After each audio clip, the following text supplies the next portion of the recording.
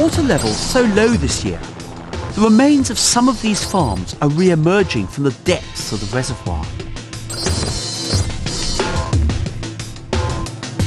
At the beginning of the 20th century, the land on which these farms once stood was owned by the Duke of Norfolk.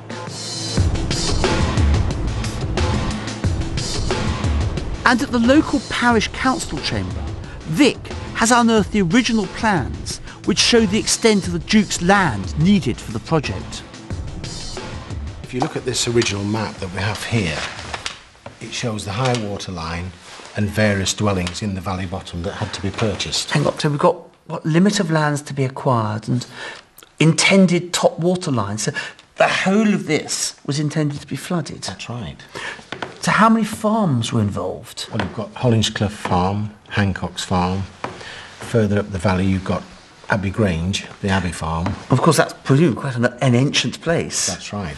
And what if the tenants refused to move? And there's an interesting paragraph in the Derwent Valley Minutes where it states the clerk reports a request by the engineer to serve notice to quit upon the tenants. So the poor farmers just had to leave. One must have felt living in this valley, sort of, one was doomed.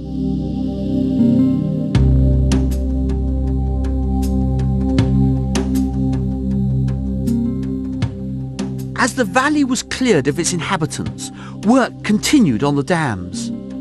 The navvies had started to build the huge masonry structures from the centre, working their way out slowly towards the edges of the valley, a long, back-breaking process that would take several years.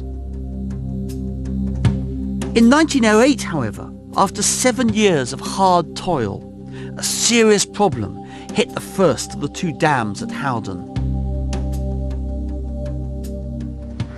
They began building the dam from the middle of the valley out towards the sides. Now in the middle they knew that they had suitable geology. They could make the dam effectively watertight with the dam foundations resting on impermeable beds.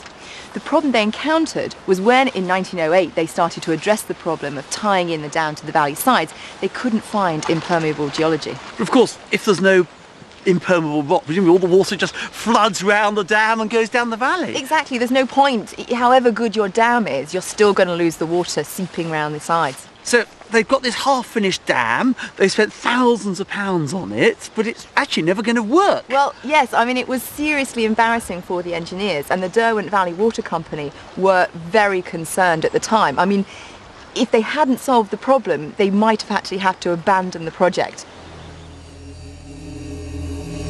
For months, Sandeman's men continued to dig into the valley sides, desperate to find an impermeable layer of rock. The rocks at the base of the valley were watertight, but the edges were not, meaning water could leak through the sides of the dam to the valley below. With the project in deep crisis, Sandeman came up with a radical solution. He ordered his men to probe further along the valley edges to try and find a watertight rock face elsewhere, to which he could connect the dam.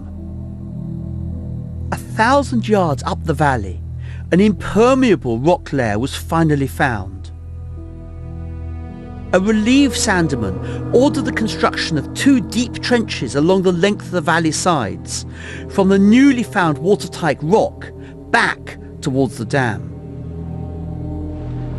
The trenches were then filled with concrete, effectively lining the valley with huge walls that made the reservoir completely watertight. This is the spot where they found that all-important impermeable geology. What, so they built a wall, nearly a kilometre from the main dam? That's right. Their solution was to dig a very narrow trench. This is unbelievably about 50 metres deep, fill it with concrete and effectively line the reservoir and make the dam impermeable. And did it actually work? Yes, it did. It was a solution to their problems. Of course, it set them back a lot in terms of money, but also time, about a good year or two, but it saved the project. What had threatened to be a potential disaster had been overcome with ingenuity and hard graft. After 2 anxious years, the problem was now solved.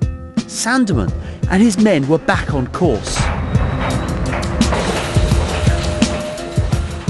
Over the next few years, work continued at a pace until finally the two dams were finished. After much hard work, some 200,000 tonnes of stone at a cost of £3.5 million, Howden Dam was completed in 1912 and Derwent in 1916. All that was left was to connect up the reservoirs to the supply network that would take the water to the nearby industrial towns of the north. With Howden and Derwent now operational, it was soon realised that considerably more water was still going to be needed. The solution that the Water Board came up with was to be a third and final dam, to be known as Ladybower.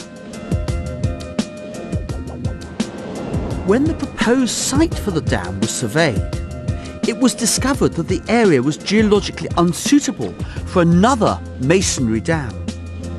Controversially, the decision was taken to build Ladybower as an earthwork embankment, similar to the Dale Dyke Dam that had collapsed some 60 years before.